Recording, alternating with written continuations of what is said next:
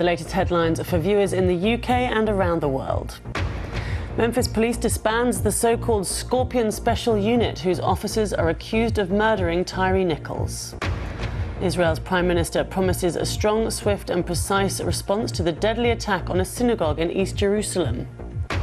A former head of the Czech Republic's armed forces wins the race to be the country's next president. And meet the new Queen of Melbourne. Aryna Sabalenka wins the Australian Open women's final. And doing the Monster Mash in Bulgaria, a tradition to ward off evil spirits that's made a COVID comeback.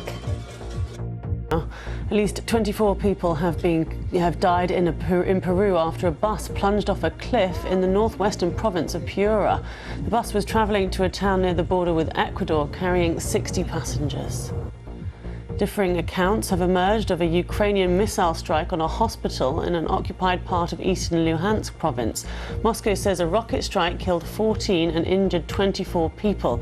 It said the hospital was used to treat civilians and military, and that medics were among the casualties. Dozens of Russian troops were killed, according to the regional governor. Donald Trump has launched his 2024 re-election campaign. Speaking in New Hampshire, he declared he was more committed than ever. He accused the Biden administration of running America into the ground. Mr. Trump remains the only declared presidential candidate so far for next year's presidential election. In Portugal, thousands of teachers and other school staff gathered in Lisbon for the latest demonstration in a long-running dispute over pay and careers. Protesters massed outside the Education Ministry, which has hosted fruitless talks in recent weeks. A former head of the armed forces in the Czech Republic, Petr Pavel, will be the country's next president. With almost all ballots counted in the election, Pavel won 58% of the vote, defeating the former Prime Minister and billionaire businessman Andrej Babis.